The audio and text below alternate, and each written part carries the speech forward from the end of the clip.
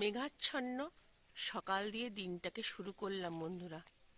সকলকে সুপ্রভাত জানাই। সবাই কেমন আছেন বলুন? আশা করি সবাই ভালোই আছেন। আজকে সূর্যের দেখা নাই। আজকে উনি রেস্ট করছেন। একটু দেরিতে হয়তো উঠবেন, কিন্তু আমরা যখন দেরিতে উঠি তখন কিন্তু এত আলোচনা হয় না। উনি একদিন দেরিতে উঠলেই বা না উঠলেই সমস্ত সবাই আলোচনায় মেতে যায়। আজকে সূর্যের দেখা নাই, আজকে সূর্য ওঠেনি। সূর্যি মামা বলছেন যে আর বাবা, আমি একদিন না উঠলেই তোরা এত আলোচনা করিস। কই, তোরা যখন দেরি করে উঠিস আমি তো কারুর কাছে আলোচনা করি না। আজকে তোরা উঠিসনি, আজকে দেরি করেছিস, আজকে কাজে যাসনি, আজকে দোকান খুলিসনি, কিন্তু আমি একদিন দেরি করলেই তোরা সবাই আলোচনা করতে আরম্ভ করে দিস। চলুন, দিনটাকে শুরু করে ফেলেছি। ব্রেকফাস্ট রেডি করেছি, কিন্তু এখনো তৈরি করিনি। চলুন ভেতরে যাই। সেই পুরনো ব্রেকফাস্ট, কলা আর কাঠবাদাম, খেজুর, আর আজকে নিয়ে নিচ্ছি একটু ছোলা। ওটস তো দেবই। তো চলুন মিক্সিটা ঘুরিয়ে নিয়ে ব্রেকফাস্টটা তৈরি করে খেয়ে ফেলি। আর এদিক দিয়ে আমার বেটা করছে প্রাণায়াম।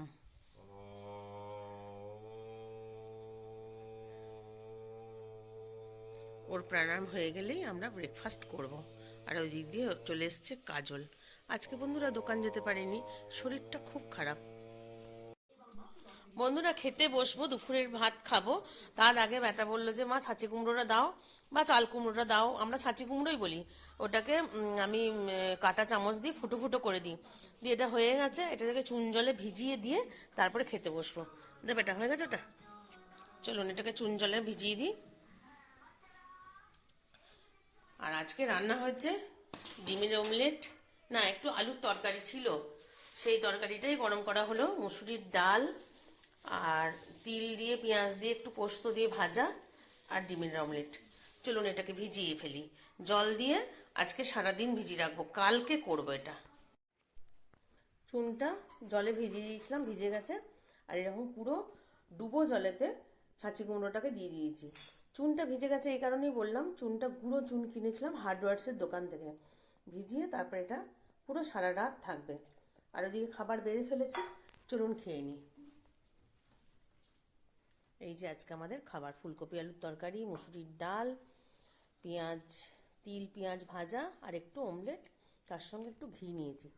চলুন, বেটা খাওয়া শুরু করে দিয়েছে, আমি খেতে বসে পড়ি।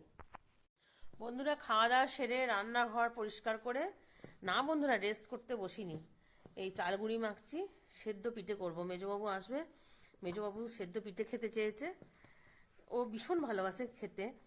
আর আমাদের চালগুড়ি 12 মাসই করা থাকে, ও খেতে ভালোবাসে বলেই করে রাখা হয়। চলুন চালগুড়ি মেখে নিয়ে পিঠে কিছু বানিয়ে তারপরে ফিজিওথেরাপি করতে যাব। বন্ধুরা চলে এসেছি ফিজিওথেরাপি করতে। আজকে দিচ্ছে এই মেশিনটা।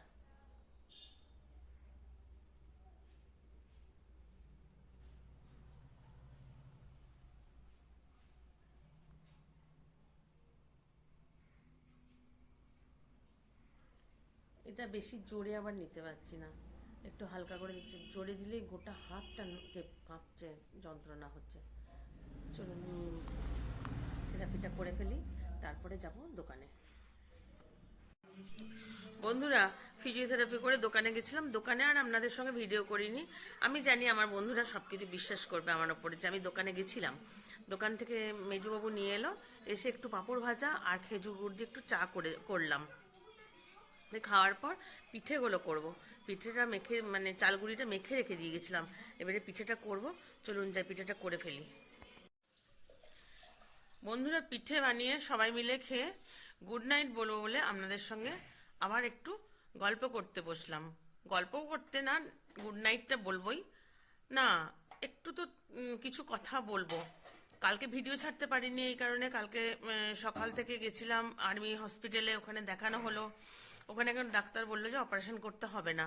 আবার একটা ডাক্তারের কাছে রেফার করেছে আর দিয়েছে ইস্যুগুলোর ভুসি, মলম আর একটা অ্যান্টিবায়োটিক ওষুধ। 15 দিন খেতে বলেছে, যদি না কমে তখন অপারেশন করতে হবে। যাই হোক, প্রচণ্ড কাশি হচ্ছে, হঠাৎ করে কাশিটা হচ্ছে, সেই জন্য কালকে ভিডিও দিতে পারিনি। আজকেও দিতে পারবো না কি বলতে পারছি না, কারণ বাজছে এখন 10টা বাজতে 10, এডিট করা হয়নি এখনো। জানি না পারবো কি না। চলুন, সবাই সুস্থ থাকবেন, ভালো থাকবেন। Tata, good night.